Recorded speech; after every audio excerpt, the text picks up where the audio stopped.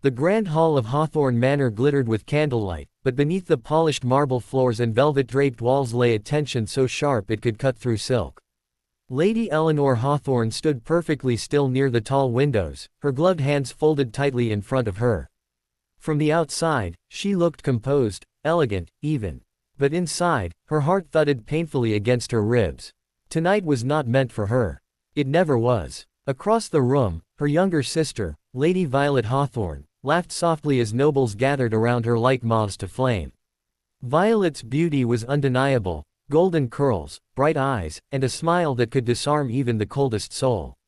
Eleanor, by contrast, was often described with kinder, emptier words, plain, quiet, adequate. Or worse, the other one. Eleanor had grown used to standing in Violet's shadow. She had learned long ago that her value lay in being invisible. But tonight, fate had dragged her into the light. The heavy oak doors creaked open, and a hush fell over the room. "The Duke of Ravensmere," announced the steward. Every head turned. The Duke stepped inside with the quiet authority of a man who did not need to demand attention to command it. Tall, broad-shouldered, dressed in dark tailored attire, he carried himself like someone who had faced both war and loss, and survived both without softness. Sebastian Blackwood, Duke of Ravensmere. A widower. One of the wealthiest men in the kingdom. And a man rumored to be cold as winter stone. Eleanor felt her breath catch despite herself. He was here to choose a bride. Lord Hawthorne rushed forward, his face splitting into a broad, eager smile. "Your Grace, what an honor. We are humbled by your presence."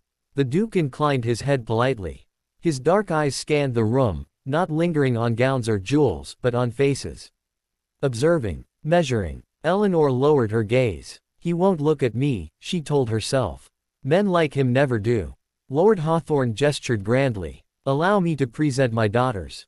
Violet stepped forward at once, radiant and confident. "Your Grace," she said sweetly, dipping into a flawless curtsy. The Duke acknowledged her with a brief nod. His expression did not change. Then Lord Hawthorne cleared his throat and motioned impatiently toward Eleanor. "And this is my elder daughter, Eleanor." The pause before her name stung more than an insult. Eleanor stepped forward, her movements careful, practiced. She curtsied, eyes lowered. "Your Grace," she said softly. For a moment, nothing happened.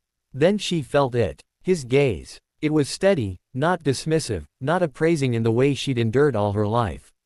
It was curious. Eleanor forced herself to look up.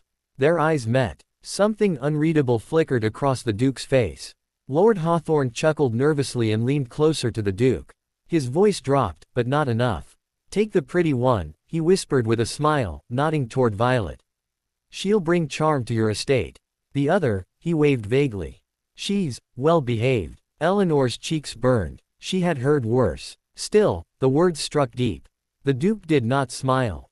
Instead, he straightened slowly. "I will take my time," he said coolly. Music resumed, conversations restarted, but Eleanor felt frozen in place. She tried to slip away toward the edge of the room, desperate to disappear. Lady Eleanor. Her name, spoken clearly, firmly, stopped her cold. She turned. The Duke stood before her. Up close, he was even more imposing. A faint scar traced his jaw, and his eyes, dark, observant, held no mockery. "Yes, Your Grace," she asked, her voice barely steady. "Walk with me." It was not a request. Gasps rippled through nearby guests. Violet's smile faltered. Lord Hawthorne stiffened. Eleanor hesitated. That was not a request," the Duke repeated gently, though his tone brooked no refusal. She obeyed. They walked toward the quieter side of the hall, near a row of tall columns. Eleanor's heart raced. She waited for criticism, for dismissal. Instead, the Duke spoke calmly. "You do not enjoy gatherings like this." It was a statement, not a question. Eleanor blinked. No, Your Grace." "Why are you here, then?" She hesitated. "Because my father insisted." The Duke studied her. "You could have pretended." Smiled. Flattered. "I don't know how," she admitted. A faint curve touched his lips, almost a smile. "That," he said, "is rare." Eleanor swallowed. "My lord, if you are searching for a suitable bride, my sister." "I am not blind," he interrupted. "Nor am I shallow." Her breath caught. "You were not trying to impress me," he continued. "That is precisely why I noticed you." Across the room, Lord Hawthorne watched anxiously. Violet clenched her fan. Minutes later, the Duke raised his voice. I have made my decision. Silence fell again. He turned, not toward Violet, but toward Eleanor. I choose Lady Eleanor Hawthorne. The words echoed like thunder. Eleanor felt the room tilt. What? Violet whispered. Lord Hawthorne's face drained of color. Your Grace, surely. The Duke's gaze hardened. I am quite certain. Eleanor stood frozen, her entire life shifting beneath her feet. She had been rejected her whole life. And now, she had been chosen. The carriage ride to Ravensmere Castle was silent.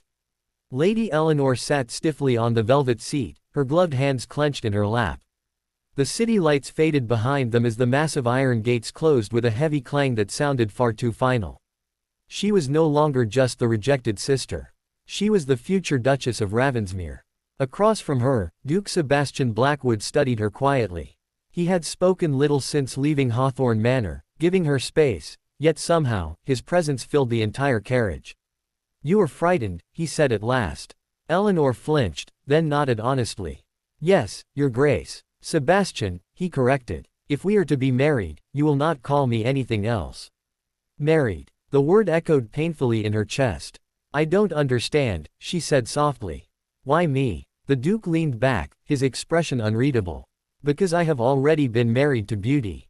Eleanor looked up sharply. My late wife, he continued, voice steady, was admired by everyone. Charming, graceful, perfect, on the surface. He paused. But she despised the life forced upon her. And she never forgave me for choosing her for how she looked instead of who she was. Eleanor's throat tightened. She died believing she had been trapped, he said. I will not make the same mistake twice. The carriage slowed. Ravensmere Castle rose before them, dark stone, towering walls, and windows glowing faintly like watchful eyes. It looked less like a home and more like a fortress. Eleanor swallowed. And if I disappoint you? Sebastian met her gaze. You won't. The servants stared. Eleanor felt their eyes follow her as she walked through the grand halls, measuring, whispering, judging. That's the Duchess. She's not what I expected.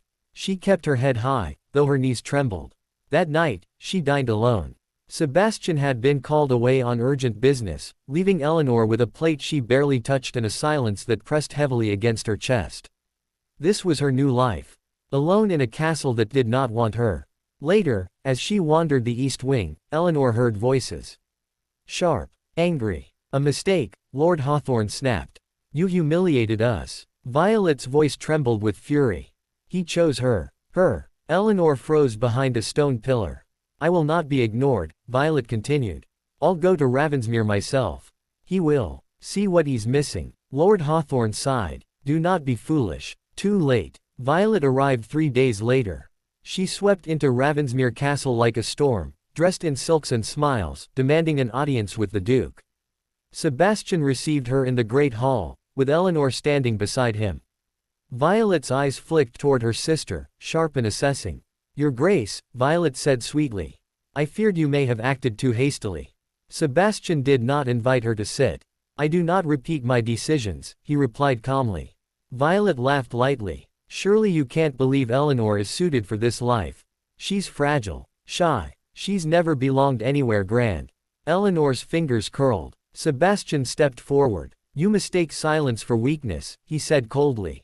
And kindness for insignificance. Violet's smile faltered. I see Eleanor clearly, he continued. More clearly than you ever have. Violet flushed. You will regret this. Sebastian did not blink. Leave my castle. The doors closed behind Violet with a finality that echoed like justice. Eleanor exhaled shakily. Thank you, she whispered. Sebastian turned to her. You do not need defending. But I will always stand beside you. Something warm, and terrifying, stirred in her chest. The wedding was small. No grand celebration. No eager crowd. Just vows spoken under candlelight in the ancient chapel of Ravensmere. When Sebastian lifted Eleanor's veil, his hands were steady. You are safe here, he said softly. For the first time in her life, Eleanor believed it. Weeks passed. Eleanor learned the rhythms of the castle, its quiet mornings, its long corridors, its hidden warmth. She surprised everyone. She soothed anxious servants, reorganized failing estates, opened the castle gates to orphaned children displaced by war. The people began to whisper again. But this time, it was admiration. She listens. She cares. She belongs. Sebastian watched from a distance, pride growing quietly in his chest. And love, slow, dangerous love, crept in when neither of them expected it. Then came the letter. A warning. Your wife is not what she seems. Sebastian's jaw tightened as he read it. That night, he confronted Eleanor. Is there something you haven't told me? He asked quietly. Eleanor paled. Yes. Her voice shook. I was sent away once. As a child. Because I spoke out against my father. Because I refused to stay silent. She met his eyes. I am not obedient. I never was. Sebastian exhaled slowly. Then he smiled. Good, he said. Neither am I. Far away, Violet watched Ravensmere Castle from a hilltop. And smiled. Because secrets, real secrets, were still waiting to be revealed.